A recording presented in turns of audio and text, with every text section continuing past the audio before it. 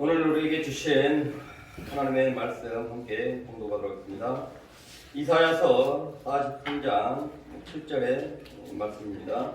시작. 내 이름으로 불려지는 모든 자 곧 내가 내 영광을 위하여 창조한 자를 오게 하라. 그를 내가 지었고 그를 내가 만들었느니라. 아멘.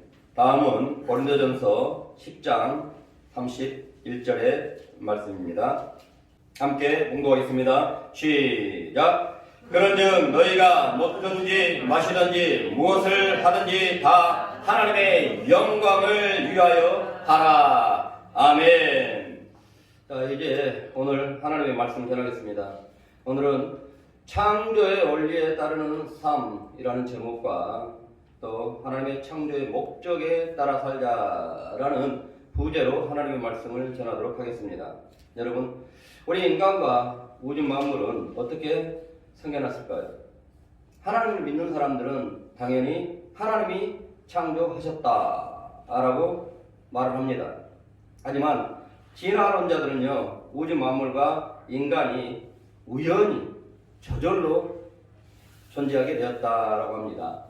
특히 인간은 무기물에서 우연한 충돌로 생겨난 미생물, 아메바, 이 박테리아가 하등동물로 진화가 되어지고 또 고등동물로 진화가 되어지고 또 이 고등동물이 진화되어서 인간이 되었다라고 말을 합니다. 그러니까 진화론자들의 그 말에 의하면 바로 인간은 무기물에서 우연한 충돌로 생겨난 아메바에서 어류로 진화가 되고 또 어류에서 양서류로 진화가 되어지고 양서류에서 또 파충류, 이 뱀 종류로요, 이 파충류로 또 이렇게 진화가 되어지고 파충류에서 포유류로 이 곰 종류, 곰 이런 종류로 이렇게 진화가 되어지고 그래서 그 포유류가 진화되어서 유인원이 되고 그처럼 유인원이 이제 인간으로 진화되었다라고 말을 합니다.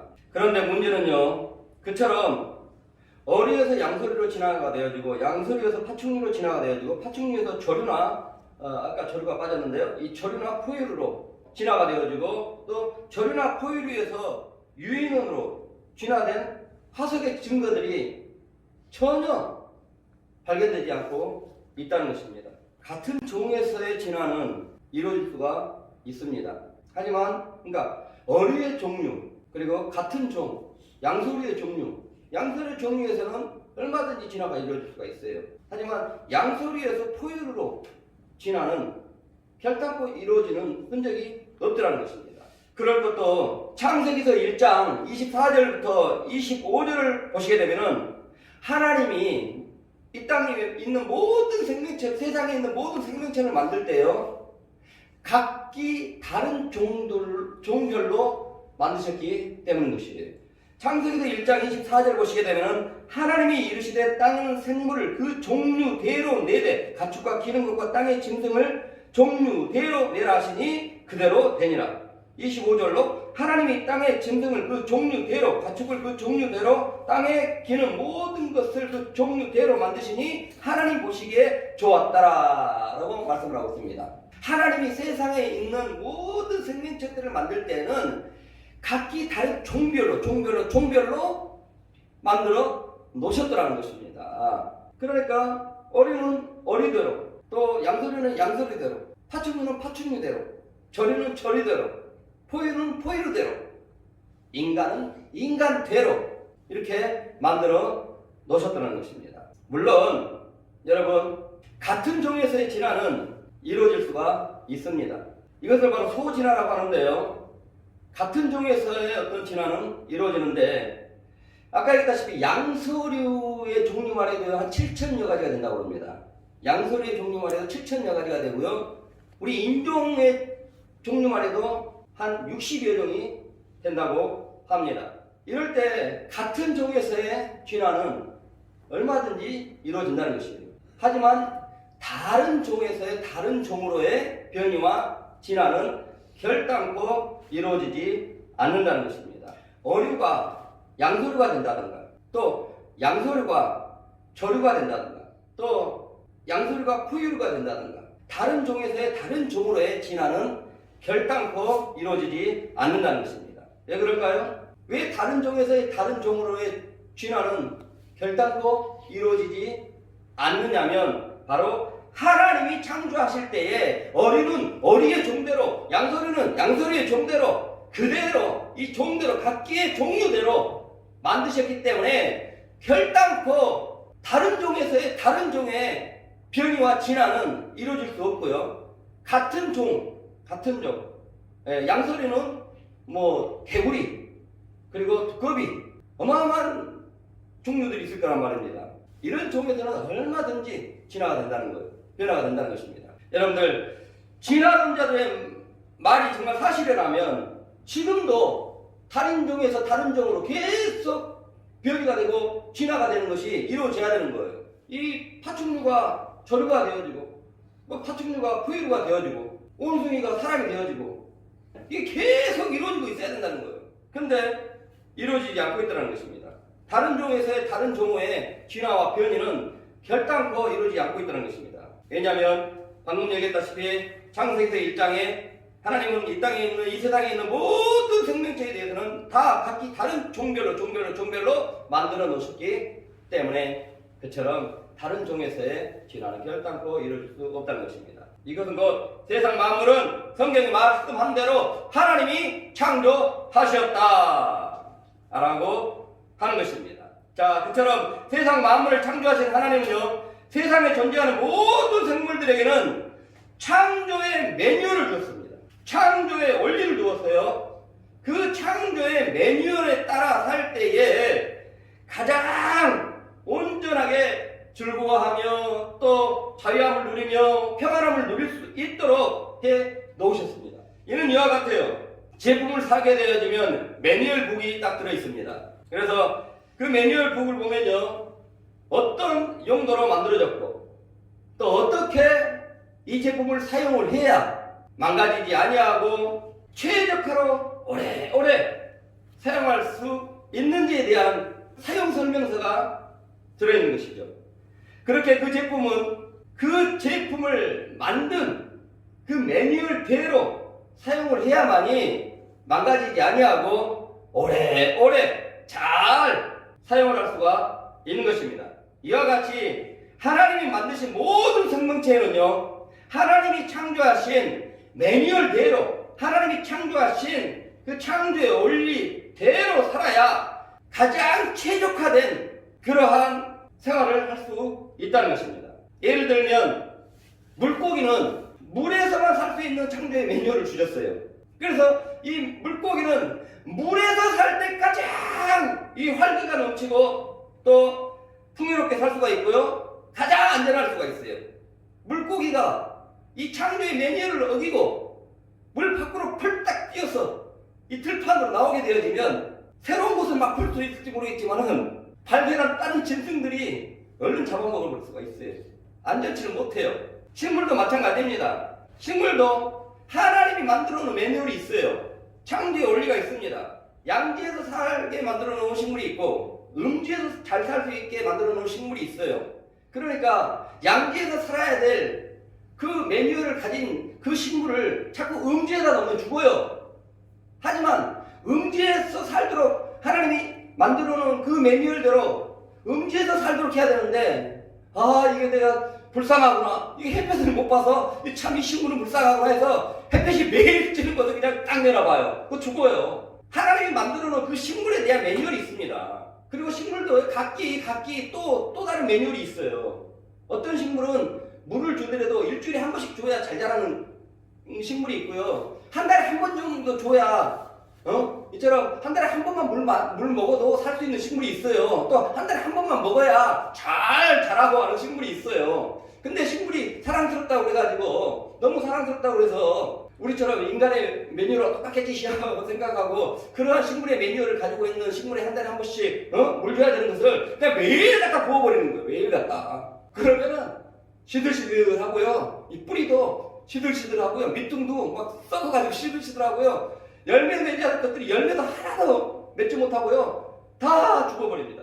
이와 같이 우리 인간들도 마찬가지입니다. 하나님이 인간을 창조하신 매뉴얼대로, 즉 인간을 창조하신 창조 원리대로 살아야 그 인생이 망가지지 아니하고 이 땅도 덜 망가지고 이 지구도 덜 망가지고 최적화된 지구 그 상태에서 그런 행복을 망가지지 아니하고 오래오래 이렇게 살 수가 있다는 것입니다. 그러므로 하나님 보시기에 좋게 만들어준 이 지구에서 인간들이 정말 행복하게 안전하게 오래오래 살려면 여러분 하나님이 만들어주신 인간에게 만들어주신 그 창조의 메뉴, 인간 창조 메뉴에 따라 인간 창조의 매뉴얼에 따라 살아야 될 줄 믿습니다.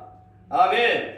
그중 하나, 그 매뉴얼 중에 하나가 뭐냐면 하나님의 인간 창조의 목적에 따라 살라는 것입니다. 인간이 하나님의 인간 창조의 목적에 따라 살지 않는 것은 곧 하나님이 인간에게 만들어주신 그 매뉴얼에 따라 살지 않는다는 것과 똑같은 거예요. 하나님의 인간 창조의 목적에 따라 인간이 살지 않는 것은 바로 하나님의 창조의 원리에 어긋난 삶을 산다는 것입니다. 창조의 질서에 어긋난 삶을 산다는 거예요. 다시 말해서 인간이 하나님의 인간 창조의 그 목적에 따라 살지 않는 것은 방금 얘기했다시피 그 매뉴얼대로 살지 않는 물, 매뉴얼대로 살지 않는 그 식물 이와 똑같다는 것입니다.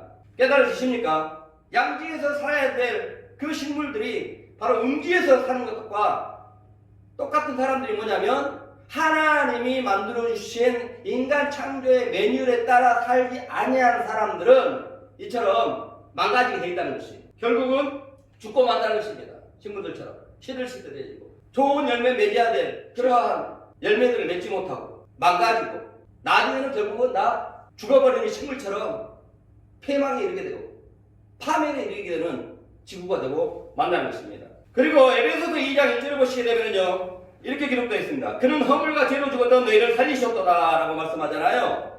이 죄라는 것은 문자적으로 바로 간역에서 화살이 빗나가는 것을 바로 죄라고 하는 것입니다. 이와 같이 하나님께서 제시한 생의 목표를 정확히 맞추지 못한 모든 행위에 대해서는 죄가 된다라고 하고 있는 것입니다. 하나님께서 제시한 그 생의 목표에 따라 살지 않은 모든 인생은 관역에서 빗나가는 화살과 같기 때문에 다 헛된 인생이 되고 만다는 것입니다. 예를 들어서요, 국가대표 양궁 선수가 국가로부터 많은 그 지원을 받아가지고 정말 밤낮으로 열심히 연습을 해가지고 이제 올림픽 시합에 딱 나갔습니다.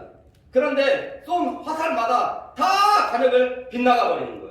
정말 열심히 수고했는데 그 모든 수고와 노고가 다 헛된 것이 되어버린 것이에요. 마찬가지로 인간이 하나님이 인간을 만드신 그 관역, 하나님이 인간을 만드신 그 목적을 향해 살지 아니하면 아무리 나름대로 열심히 살고 성실히 살고 착하게 살았다고 한들 관역에서 빗나간 그러한 화살처럼 헛되고 헛된 그러한 인생이 되고 만다는 것입니다. 그리고 에베소서 2장 1절로 방금 얘기했다시피 인간이 하나님의 만드신 그 창조 목적대로 살지 않는 삶은 하나님께 죄가 되는 삶이라고 했습니다. 하나님께 죄가 되는 삶은 여러분 하나님이 함께하지 않습니다.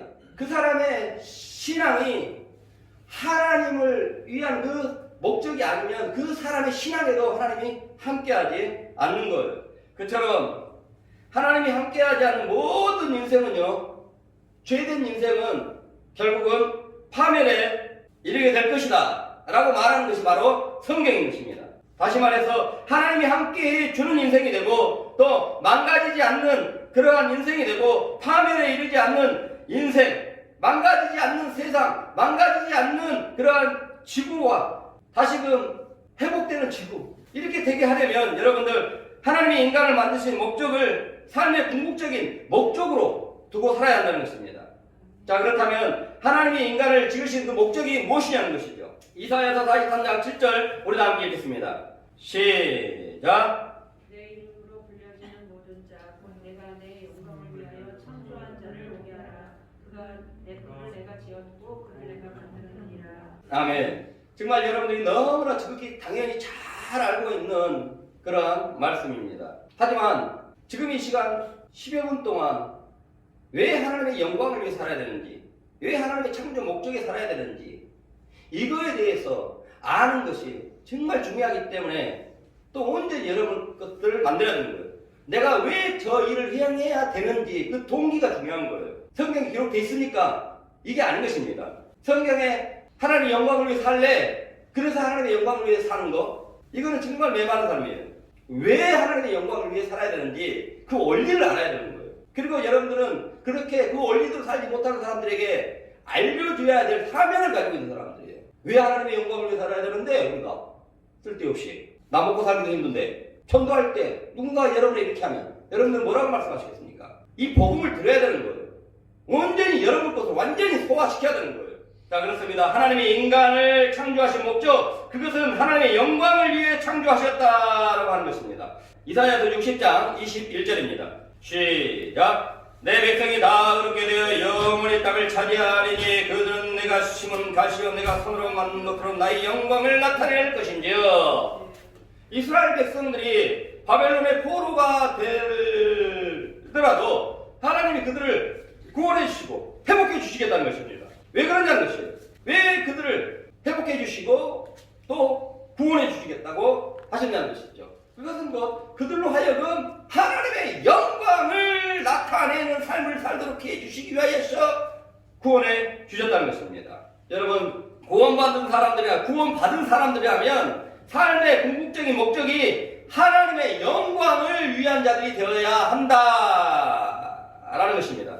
여러분, 구원받으셨습니까? 여러분, 거듭나셨습니까? 정말로 예수님이 여러분과 함께하고 있는 사람입니까? 육의 사람에서 영의 사람으로 살고 있는 그러한 사람 되셨나요? 그렇다면 삶의 궁극적인 방향을 하나님께 두고 살아야 될 줄 믿습니다. 창세기서 12장 1절을 보시게 되면요, 하나님이 아브라함을 하나님의 백성으로 부르실 때에 첫 그 시작의 말씀이 나와 있는데요, 이렇게 기록이 되어 있습니다. 아브라함아, 고향과 친척과 아비 집을 떠나 하나님이 지시한 땅으로 가라. 하나님이 아브라함에게 언약 백성이 되는 대전제로서 제시한 게 바로 아브라함에게 고향과 친척과 너희 아비 집을 떠나서 하나님이 지시할 땅으로 가라라고 하는 것입니다. 여기에 기독교 신앙의 정체성이 있다는 것을 여러분들 깨닫시기 바랍니다. 하나님의 언약 백성이 된다는 사실은요, 그처럼 자기 중심의 삶을 부인하고 하나님의 중심이 된다는 것입니다. 삶의 궁극적인 방향이 이제는 리턴에서 삶의 궁극적인 방향과 목적이 하나님께 두게 되는 자, 이처럼 되게 되는 자. 아멘. 이러한 사람이 진짜 거듭난 사람이고 육의 사람으로 사는 사람이 아니라 성령이 함께하는 영의 사람으로 확실히 구원받은 사람이라는 것입니다. 그런데 교회에 다니는 사람들 중에도요, 그렇지 아니하는 사람들이 너무나도 많더라는 것입니다. 신앙생활의 궁극적인 목적을 자기의 영화로움, 자기의 자랑, 자기의 행복에 두고서 그것을 얻고자 하나님을 섬기고 하나님이 기뻐하는 일을 한답시고 하고 사는 사람들이 너무나 많더라는 것입니다. 자기의 목적을 이루기 위해서 예배드리고 자기의 목적을 이루기 위해서 새벽기도를 하고 자기 목적을 이루기 위해서 헌금하고 봉사하고 심지어 자기의 목적을 이루기 위해서 전도를 하는 그러한 사람들이 많더라는 것입니다. 열왕기상 12장 27절부터 29절을 보시게 되면은 바로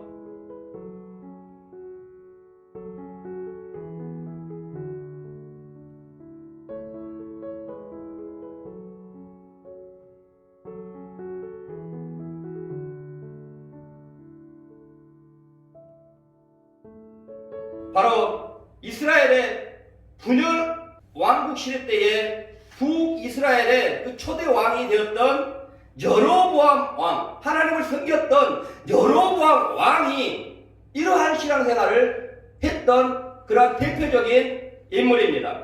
이러한 사람들은 하나님의 길에서 떠난 자들이라는 거예요. 하나님의 방향과 전혀 맞지 않는 그런 영원한 멸망에 이를 사람들의 표상인 것이에요. 여로보암 어떠한 길을 갔는가? 열왕기상 2장 12절을 보시게 되면은 솔로몬에 나온 왕이 이스라엘 통일왕국이 단일왕국일 때 세 번째 왕이 되어지잖아요. 첫 번째 왕이 사울, 두 번째가 다윗, 세 번째가 솔로몬 왕이 되어집니다. 하나님의 은혜로 어마어마한 그러한 부강한 나라가 되어지게 됩니다. 어마어마한 개인적인 구와 영광을 축복을 얻게 되어지게 됩니다. 그러다가 그가 열왕기상 11장에 가가지고 타락을 하게 되어지잖아요. 넘치고 넘치는 축복을 부어주니까 이제는 타락을 하게 되어집니다. 이방 여자들 무려 후궁으로 700명, 처음으로 300명을 두게 되어요. 그 이방 여자들이 그냥 오겠습니까? 자신들이 섬기는 모든 우상 신들을 타가지고 오는 거예요. 그래가지고 솔로몬 왕을 꼬시는 거예요. 왕이요, 우리가 섬기는 그 신상을, 제단을 좀 만들어주세요. 아이, 그러면 이제 여자에 푹 빠졌으니까 뭘 못 만들어주겠어. 여기 다 만들어주는 거예요. 모압의 신상도 만들어주고, 모압의 암몬의 그러한 제단도 만들어주고, 하나님의 그 제단도 있고, 그 옆에 모압의 제단도 있고, 막 이러는 거예요. 그러면 자기라도 하나님 똑바로 섬겨야 될 거 아니죠? 그죠? 아이, 그렇지 않더라는 거예요. 여자가 좋아하는 신을까지도 따라가버리라는 거예요. 솔로몬이 이제는 그 여자들이 섬기는 우상까지 섬기게 되더라는 것입니다. 하나님이 솔로몬에게 너는 나를 떠났다, 너는 나를 버렸다 라고 하면서 심판을 예정하십니다. 너가 다윗이 행한 대로 나를 따르지 아니하고 우상을 섬겼기에 내가 너를 벌한다면서 너의 나라가 지금 12지파가 있는데 12지파 중 한 지파만 너의 자손들에게 주고 나머지는 다 너의 신하에게 빼앗기리라 라고 합니다. 하나님이 경고하셨어요. 내가 그렇게 하리라. 어떻게 교회에다가 그렇게 할 수 있냐는 것이 경고하는 거예요. 경고. 그대로 경고하면 돼버립니다. 결국은 이 유다지파와 베냐민지파, 유다지파의 그쪽 지역의 왕은 솔로몬의 아들인 르호보암이 왕이 되어지게 되고요. 나머지 10지파는 그 솔로몬의 신하였던 여로보암이 북이스라엘의 그 지역의 왕이 되고 맙니다. 결국 예루살렘 위쪽으로 이제는 다스리게 된 이 여로보암 왕, 정세가 이렇게 안정이 탁 돼요. 그런데 걱정거리가 하나 생기게 뭐냐면 바로 이스라엘 민족은요, 이스라엘 민족은 3대 절기를 지켜야 되기 때문에 이 3대 절기가 되어지면 예루살렘으로 모두가 가야 됩니다. 물론 여로보암 왕으로 세웠던 그 이스라엘 모든 민족이 10지파의 모든 민족이 이 솔로몬 왕 르호보암이 미워가지고 싫어서, 왜? 그가 왕이 되고 난 다음에 이 국민들에게 세금을 더 많이 걷겠다는 거예요. 그러니 솔로몬 왕도 성전 지은이라고 이렇게 저렇게 너무나 많이 걷었는데 당신 더 많이 걷는다면 우리 너무 힘듭니다. 그래서 다 그냥 떠나버려요. 그런데 예배는 드리러 와야 될 거 아닙니까? 그래서 예루살렘으로 이제 이스라엘 민족이 다 와야 돼. 명절 때는 예루살렘 성전에 다 지켜야 되니까. 그러다 보면은 르호보암 왕에게 제사 지내러 갔다가 그 마음을 백성들이 다 빼앗겨버릴 수가 있는 거예요. 그러다 보면 나는 왕자리까지 다 잃겠다라는 걱정거리가 딱 들게 되게 됩니다. 그래서 여로보암 왕은요, 고심 끝에 특단의 대책을 딱 세우게 되는 게 뭐냐면 열왕기상 12장 28절부터 29절에 보시게 되면은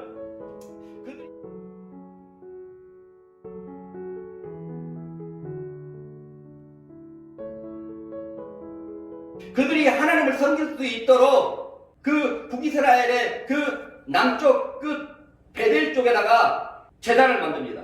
그리고 북쪽 끝 단 지역에다가 또 제단을 만들어요. 위아래 하나님을 섬길 수 있도록 제단을 만드는데 거기에다 금송아지들을 보이지 않는 하나님의 형상인 금송아지들을 딱 만들어 놓고 이것이 곧 너희를 인도하신 하나님이다 라고 이제는 그걸 섬기라는 거예요.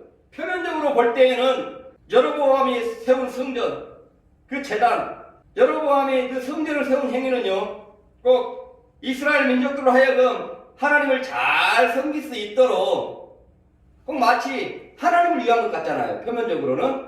그러나 그것은요, 여러분들이 방금 느꼈듯이 철저하게 자기를 위한 것이었습니다. 참된 종교성과는 전혀 상관이 없는 성전을 세우는 일이었던 것입니다. 여러분들, 성전 세우는 거 무엇 때문에, 무엇을 위해 세워야 됩니까? 열왕기상 3장 2절, 열왕기상 6장 2절을 보시게 되면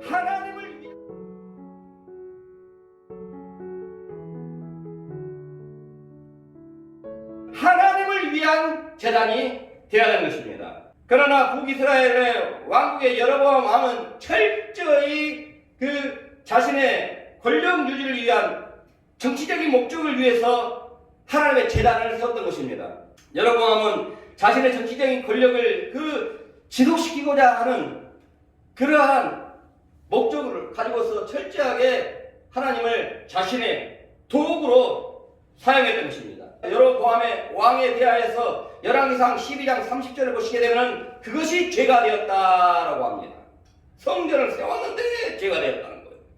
이스라엘 백성들로 하나님을 잘 섬길 수 있도록 위아래, 북쪽, 남쪽, 끝에 아주 잘 멋들어지게 금송아지까지 만들어져가지고 했는데 그것이 죄가 되었다는 것입니다. 이를 열왕기서의 기자는요, 여로보암의 길로 묘사함으로써요 악행의 표상으로 정죄를 합니다.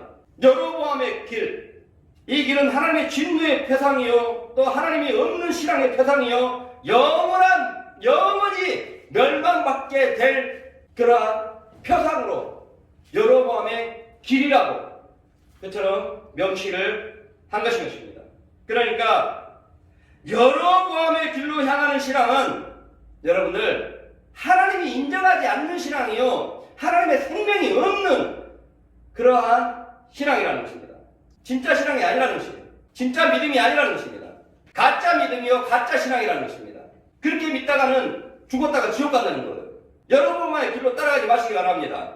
다시 말해서 신앙생활이 하나님께 영광 돌리는 것이 궁극적인 목적이 되어야 될 텐데 그것이 아니고 하나님께 영광을 돌림으로써 나에게 돌아오는 어떤 대가, 상급, 번영, 부요함, 이것의 최종 목적을 두고서 바로 하나님 섬기는 신앙의 행위는 여로보암의 길을 따르는 신앙생활이라는 것입니다.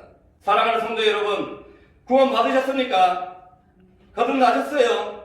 예수님이 함께하고 있는 사람입니까? 하나님의 생명이 있는 사람이셔요. 고린도전서 10장 31절로 말합니다. 그런즉 너희는 먹든지 마시든지 무엇을 하든지 하나님의 영광을 위하여 하라. 아멘. 이는 구원받은 자들에게 하신 말씀인 것입니다. 여러분, 삶의 궁극적인 목적을 하나님께 두고 하나님의 영광을 위해 사시기 바랍니다. 아멘. 자, 어떤 분은요 이렇게 말을 하면, 이런 말을 하는 사람이 있습니다. 우리가 하나님의 영광을 위해서 살면 하나님만 영광 받으시고 내게는 무슨 유익이 있냐는 것이죠. 우리는 그저 하나님께만 영광 드리는 삶만 사는 것으로 끝나버리냐는 것이죠. 이렇게 생각할 사람도 있습니다. 물론 이렇게 말을 할 수 있는 사람들도 있겠죠. 하지만 여기에 대해서 결단코 성경은 그렇지 아니하다라고 말을 합니다. 데살로니가 후서 1장 12절을 보시게 되면은 우리 하나님과 주 예수 그리스도의 은혜대로 우리 주 예수의 이름이 너희 가운데서 영광을 얻으시고 너희도 그 안에서 영광을 얻게 하려 함이다 라고 말씀을 하고 있습니다. 여러분들, 하나님의 영광을 위해서 모든 것을 하고 살면요 우리 또한 그 하나님의 영광을 얻게 된다는 것입니다. 하나님의 영광을 위해서 모든 것을 하고 살게 되어지면 그 하나님의 영광이 곧 저와 여러분의 영광이 되어지고 그 하나님의 영광이 저와 여러분의 기쁨이요 행복이 되어지게 된다는 것입니다. 여러분, 구원받은 우리가 따르는 그 예수 그리스도의 생애를 보면요 예수 그리스도의 그 평생 동안 일관되게 가지고 사셨던 그 목표가 있었는데요, 그 목표가 뭐냐면은 바로 하나님의 영광을 위한 것이었습니다. 예수께서는 삶의 모든 것을 하나님의 그 영광에 두고 사셨던 것이죠. 누가복음 2장 14절 보시게 되면 예수님께서 말구이에 태어나실 때에도요 하나님의 영광을 위해서 태어나셨고요, 또 요한복음 11장에 보시게 되면은 죽은 나사로, 그 죽은 나사로 살리고 또 눈먼 자 소경을 눈뜨게 하시고 이 모든 것이 다 하나님의 영광을 위한 것이다. 라는 것을 알 수가 있고요. 심지어 예수님께서는 십자가에서 죽기 직전에도요, 바로 하나님의 영광을 위하여서 기도를 하는데요. 하나님의 이름을 영광스럽게 하옵소서 라고 하십니다. 예수님께서는 나실 때도, 태어나실 때도 하나님의 영광을 위해 태어나셨고, 사실 때도 모든 것이 하나님의 영광이 되게 하셨고, 또 십자가에서 죽기 바로 직전까지도 하나님의 영광을 위해서 그처럼 하셨던 것입니다. 예수님께서는 살아나 죽으나 하나님의 영광을 위해서 사셨습니다. 그런 예수, 하나님이 어떻게 해주셨냐는 것입니다. 빌립보서 2장 9절을 보시게 되면 하나님이 그를 지극히 높이시고 모든 이름 위에 뛰어난 이름을 주셨다. 오직 하나님만이 받을 수 있는 그 영광을 아들 예수에게도 주신 것입니다. 할렐루야. 그렇습니다, 여러분. 우리가 우리의 모든 것을 하나님의 영광을 위해 살면 하나님은 바로 그 영광이 우리의 영광이 되게 해 주십니다. 여러분, 삶의 궁극적인 목적을 하나님의 영광에 두고 하나님의 영광을 위해 사시기 바랍니다. 하나님의 영광을 위한 삶의 비전을 가지시고 또 목표를 가지시기 바랍니다. 공부를 하더라도, 또 직장생활을 하더라도, 돈을 벌더라도, 사업을 하더라도, 또 여러분들 간증을 하더라도, 여러분들 예배를 드려도 오직 하나님의 기쁨을 위해서, 하나님의 영광을 위해서 하시기 바랍니다. 하나님의 영광을 위해서 공부 열심히 하시고, 하나님의 영광을 위해서 공부 정말 잘하시고, 하나님의 영광을 위해서 시험 점수도 잘 나오게 하시고, 하나님의 영광을 위해서 직장생활도 잘하시고, 믿지 않는 사람들보다 견디는 것도 직장생활에서 잘하시고, 하나님의 영광을 위해서 뭔가 사업을 한다라고 하면 반드시 잘하시고, 아멘. 그리하면 모든 일에 대해서 하나님의 영광을 드러내기 위해서 한다면 반드시 하나님은 그 하나님의 영광을 드러낼 수 있도록 하나님은 도우실 것입니다. 하나님이 도우시면 반드시 여러분의 하는 일을 통해서 하나님의 영광이 드러날 것입니다. 할렐루야. 그래야 이제 오늘 말씀 정리합니다. 하나님의 창조 목적대로 살아. 하나님의 영광을 위해 살아라. 이것은 여러분들로 하여금 하나님의 영광을 여기서 마음껏 충만하게 누리고 살 수 있도록 하시기 위한 하나님의 마음인 것입니다. 그렇게 살아야만이 인간을 만드신 그 창조의 매뉴얼에 따라 살기 때문에, 그로 인해서 우리가 살고 있는 지구가 더 이상 망가지지 아니하고 회복되어져 갈 수 있고 최적화된 상태에서 우리가 살 수 있기 때문인 것입니다. 아멘. 그러므로 우리가 먼저 하나님의 인간 창조의 그 원리 매뉴얼을 알았다면 이제는 오직 삶의 궁극적인 목적을 오직 다시 한번 오직 하나님의 영광, 할렐루야, 그리 사시기 바랍니다. 먹든지 마시든지 무슨 말을 하든지 진정 이것이 하나님의 영광이 될 것인지 안 될 것인지 생각하면서 말을 하시기 바랍니다. 그리고 더 이상 지구가 망가지지 아니하려면 우리처럼 살 수 있는, 정말 하나님의 인간 창조의 매뉴얼에 따라 살 수 있는 그 사람들이 더 많이 생길 수 있도록 여러분들 전도하시기 바랍니다. 아멘.